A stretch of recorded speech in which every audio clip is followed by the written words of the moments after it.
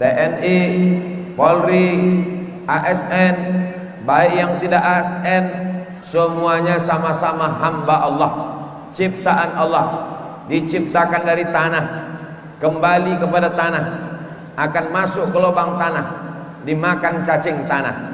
Yang ASN tidak akan meninggal membawa baju korpri, yang polisi tidak meninggal membawa seragam, yang TNI juga sama, semuanya akan dibungkus dengan kain apa pula? Kain batik, kain kafan.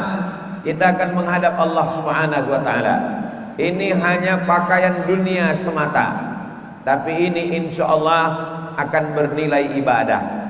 Maka pada waktu yang singkat ini, menjelang azan zuhur dikumandangkan, sebagai bekal untuk TNI, Polri, Trimatra dan ASN, PNS, saya ringkaskan pada 5 poin.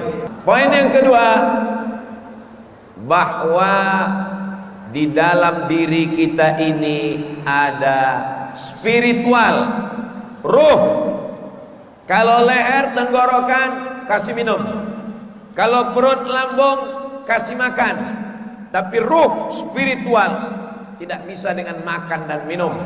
Mental kita ini mesti diisi dengan hubungan dengan Allah Subhanahu wa ta'ala.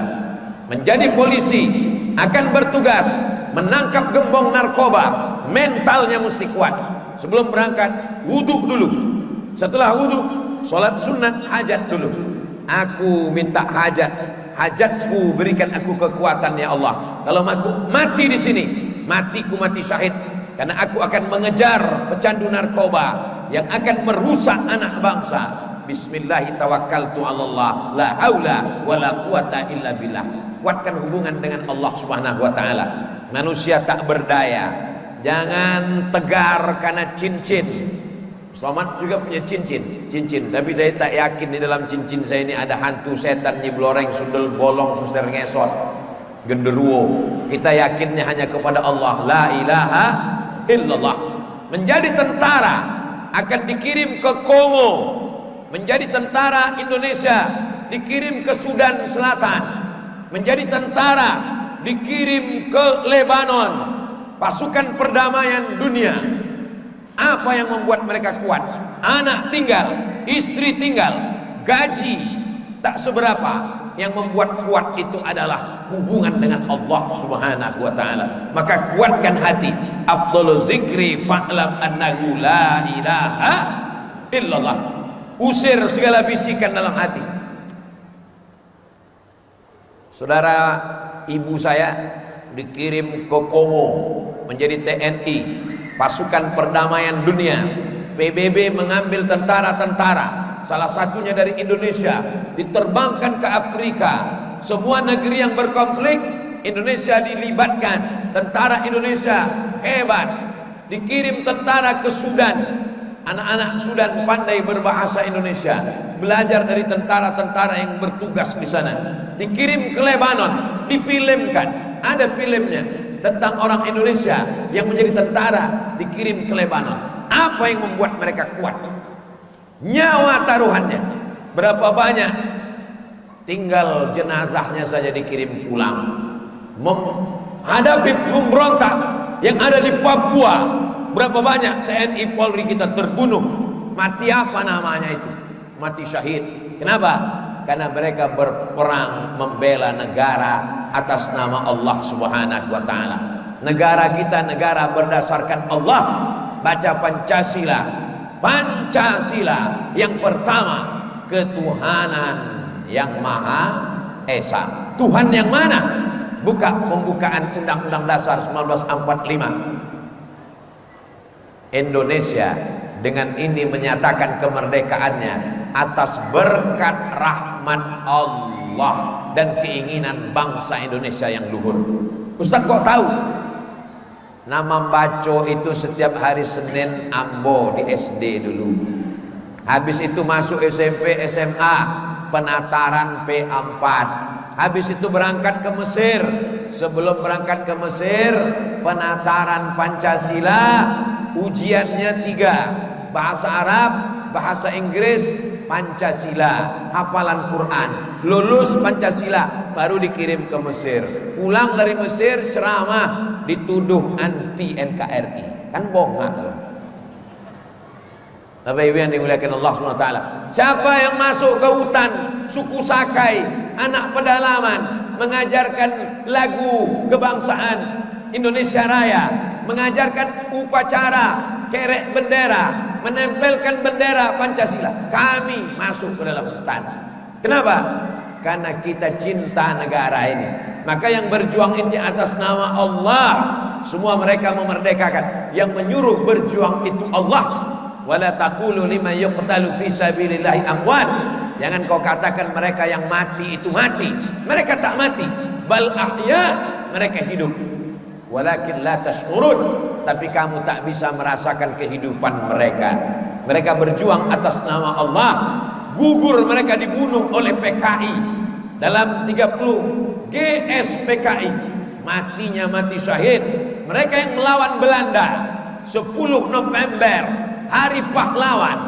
Orang lupa pahlawan apa yang rela menghilangkan nyawanya, meninggalkan anak istrinya untuk berjuang membunuh Belanda, dibunuh atau membunuh, mati 10 November.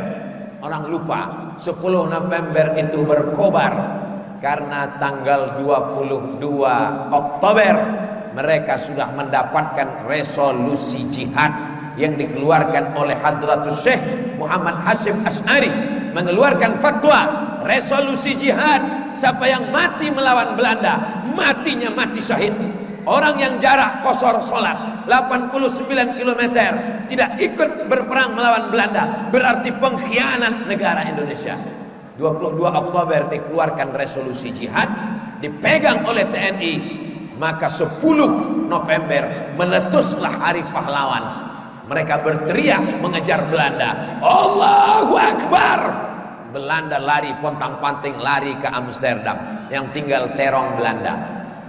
Habis semua Belanda ini pulang. Semua TNI Polri mesti paham sejarah ini. Pondok pesantren bukan anti NKRI.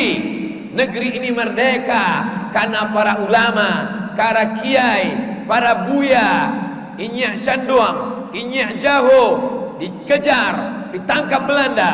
Buya Hamka, Syekh Ahmad Khatib Al-Minkabawi di Makkah mengeluarkan khutbah Jumat. Khutbah Jumatnya dikirim pakai kapal laut, dibacakan di Masjid Istana Siak Sri Indrapura. Mereka dulu belum ada grup WhatsApp, mereka belum ada internet. Melalui kapal laut jamaah haji yang pulang dibacakan khutbah itu di hari Jumat. Khutbah dari Syekh Ahmad Khatib Al-Minkabawi, orang Indonesia yang mati melawan Belanda, matinya mati syahid, hartanya akan dibalas Allah, berkobar perjuangan. Jadi kalau hari ini ada TNI Polri dibekali dalam Lat Sitarda dengan pengajian, itu hanya membangkit batang terandam, mengembalikan masa lalu. Karena tentara-tentara berjuang karena kedekatan dengan para ulama. Ulama lah yang membangkitkan semangat jihad mereka. Hari ini Belanda tidak ada lagi. Jepang sudah pulang ke Tokyo. Belanda sudah balik ke Amsterdam. Tapi ini kita berhadapan demi ganas dari Belanda. Narkoba, LGBT, judi online, seks online, segala perbuatan yang merusak anak bangsa. Ini kalau kita tidak bersama-sama, ustadz tak sanggup dengan ceramah, ustadz tak bisa dengan khutbahnya saja. Ambo berceramah berapi-api di masjid itu. Tapi kalau lah keluar basua dengan orang dan jual narkoba, jangan jual narkoba. Silap-silap ambo belum dan ditembak. Tapi kalau bapak-bapak TNI Polri dengan pistolnya, dengan senjatanya, pakailah itu untuk menolong agama Allah Subhanahu wa ta'ala. Kuatkan hubungan dengan Allah. Salat jangan sampai tinggal.